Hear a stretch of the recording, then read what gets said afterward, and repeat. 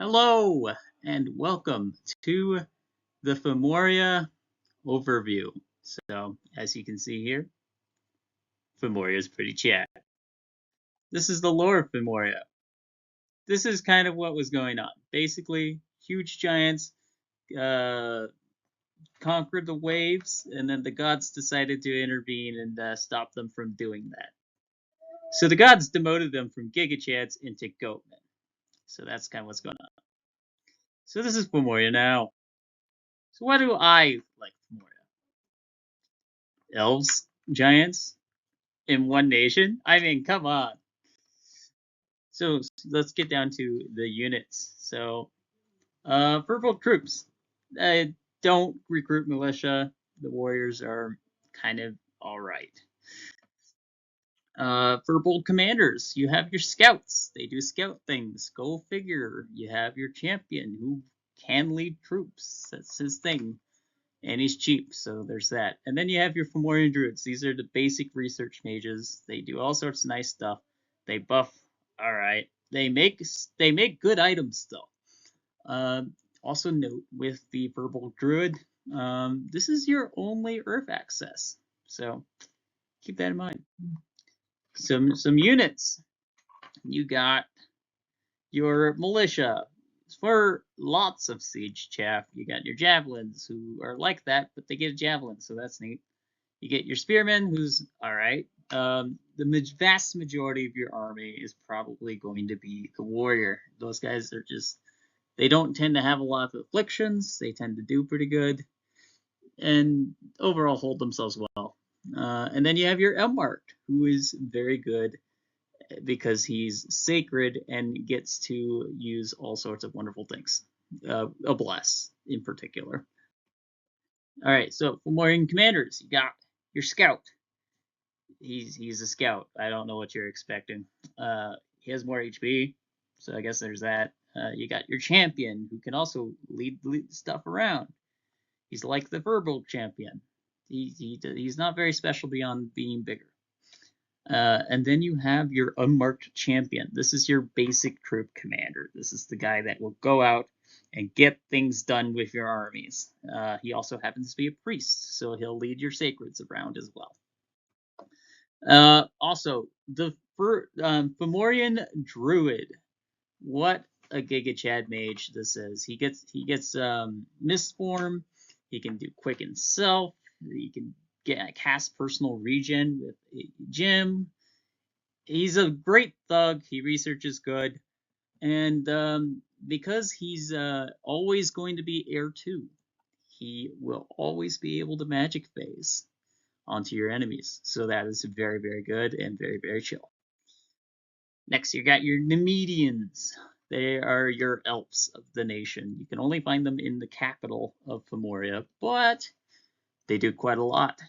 They show up, they have their magic weapons, they cast all the big spells. Okay, I should probably rephrase this. They're great raiders. They're stealthy, like traditional elves. The only elves I can think of that aren't stealthy are the people from Yis, but they're underwater. They don't count. And then we have the sorceress. Very, very good mage. They tend to be magic phase capable. They get all sorts of great paths for casting tons of awesome spells. It's just a great mage to have around. Always recruit these if you have the chance to. They cast a lot. Oh, and there's every single one of these guys stealthy, so they will show up and out of nowhere, and your entire land will be gone. Next, you got your Fomorian Giants. These are also cap only, like the Unmarked is. I should have mentioned that earlier. You have your Fomorian Giant, who's also sacred. He's really, really freaking big, but he will also hold his ground better than the Unmarked. So there's that. Also, he's amphibious. He can go underwater.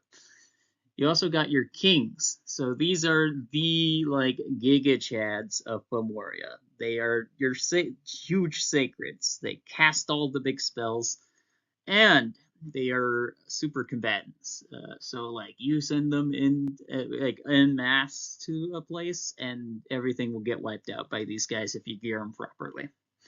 They also start with Air 3, Def 2, which is fantastic. And then those you got those randoms there, which means like they can cast all sorts of self buffs and really become a unit to behold. So they are my favorite unit in Fomoria. Not to mention like having Air 3 gives you all sorts of great spells. You get your like mist form, you get your air shields, you get your shock waves and lightning, and they basically and flight. They get flight. That's really good. It's a great unit. Does all that sorts of great stuff. Next, Fomoria Magic. So I've already talked a little bit about it, but this is a little bit more of a deep dive into it. Conjuration. So, Conjuration. You get your bar guys, so it's a pretty decent sacred summon for a couple death gems. You get Morgans, which are battlefield summons. They do quite a lot when they're around. They take a bless as well. They're just a really cool unit to have. You also got Draconians and Air Elementals, which are more basic summons, but also very good.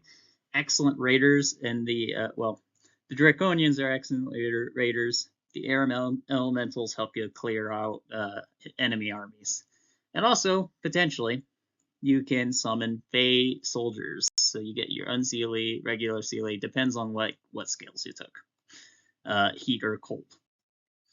Next, we have, let's see, Alteration.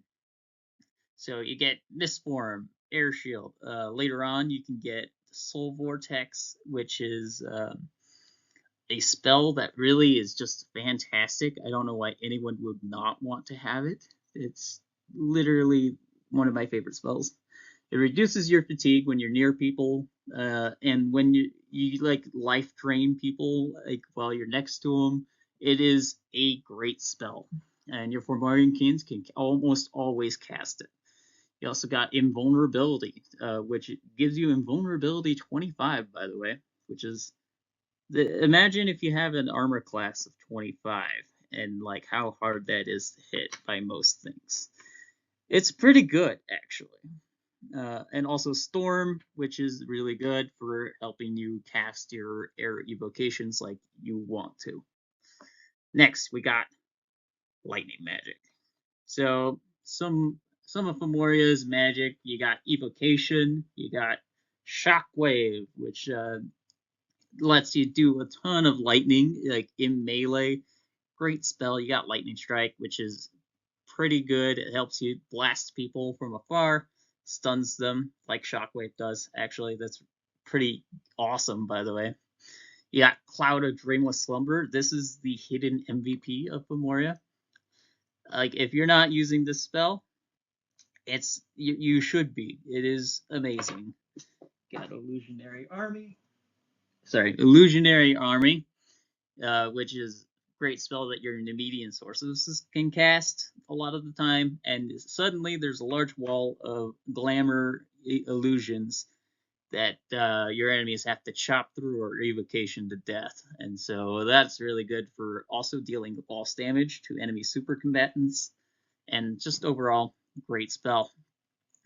We also got Wind of Death, which is a great spell that Fomoria can do in the magic phase, mind you, and just show up, and everyone on the enemy field will begin to age and eventually become an old corpse, which is what you want as Fomoria. Also, Fomoria is uniquely able to handle it well because all of their troops are able to live for like thousands of years. So Wind of Death doesn't do anything to them, but a lot of your opponents will be human or akin to human, which means they will suffer from this. Also, you got Raffle Skies, which is a great battlefield clear, and tons of lightning, combos really well with Storm. So great spells all around. So the smith who forged a weapon is ultimately responsible for all wounds inflicted by that weapon, aka he who smelt it, dealt it. Construction. So this is some of the examples of like construction stuff that you can do in Fomoria, especially the Spear of the Morgan, which is only able to be forged by Fomoria. It's a life drain spear.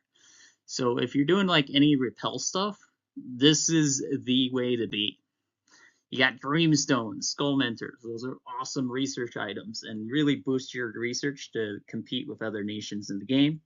You got your Scutata Volturnus, which is an amazing little thing that you can put on your kings and your thugs, and it automatically casts Shockwave for you. So if you can't convince your troops to cast Shockwave, it'll do it for you. It's amazing.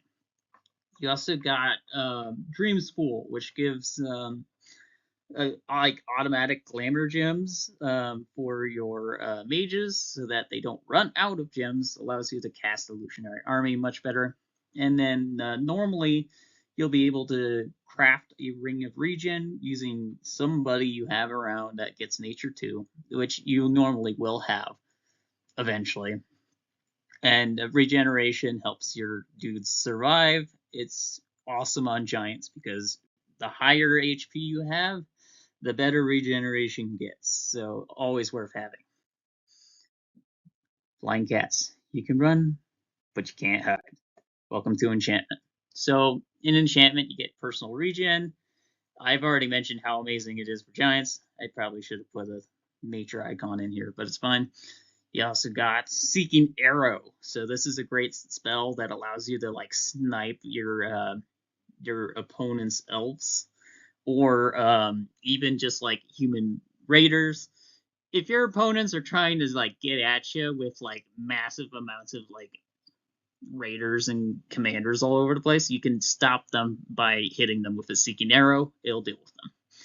You also got your Cloud Trapeze. So when you this is how Fomoria magic phases. It is probably the most used spell that Fomoria will use out of combat. It helps them get everywhere. It helps them do all the things that they do at magic phase speed. So great spell. You also got Horde of Skeletons, which is really fantastic for just creating chaff to hold the line. It with Illusionary Army will do a pretty good job of holding people back, unless they have some crazy spell like Gifts from Heaven. You also got Rigor Mortis. So this is a great spell that just slaps everyone on the field, like makes them all fall asleep as fast as possible. Gives them tons of fatigue. If your enemy is bringing a gigantic mage core to try and like mess with you, you can use this spell to make them all fall asleep and then slap them all dead, or use area evocations to snipe them all. So pretty solid. How lucky am I? Well, welcome to Thaumaturgy. So, Thaumaturgy. You get luck, which is pretty decent for helping survive stuff. It's also really good on elves. You get carrier birds, so you can send gems to your commanders far away. You also can do carrier eagle. This helps you magic phase your items to your magic phase thugs. So really cool. You also got Touch of Madness. So if you're dealing with fear effects, Touch of Madness will solve all of your problems. It's pretty neat. And once you get to higher like Thaumaturgy, you can do Burden of Time. As it says there, this is exactly how you piss off everyone non-giant and non-elf on the map and H them all to death slowly. They will not be happy if you ever cast it, but it is so worth casting. That's it. That's everything for Moria. Oh, wait. Just you wait. So, secret Fomoria magic. Blood magic. If you're playing Fomoria, you're playing in the early age, and there's a ton of blood magic and nations in the early age that have passive like blood income. So you can actually like get into blood magic really easily. Like people never expect it, but blood magic Fomoria, it's a thing that you can do. So you can do storm demons for even more lightning magic. You can do blood rain, and then you can forge stuff that give your commanders fear effects. Also, just other spells that give you fear effects. And so blood rain is just really good for that. You can use Touch of Madness to combo with it. It's a great spell. You also got Reinvigoration for clearing all your fatigue.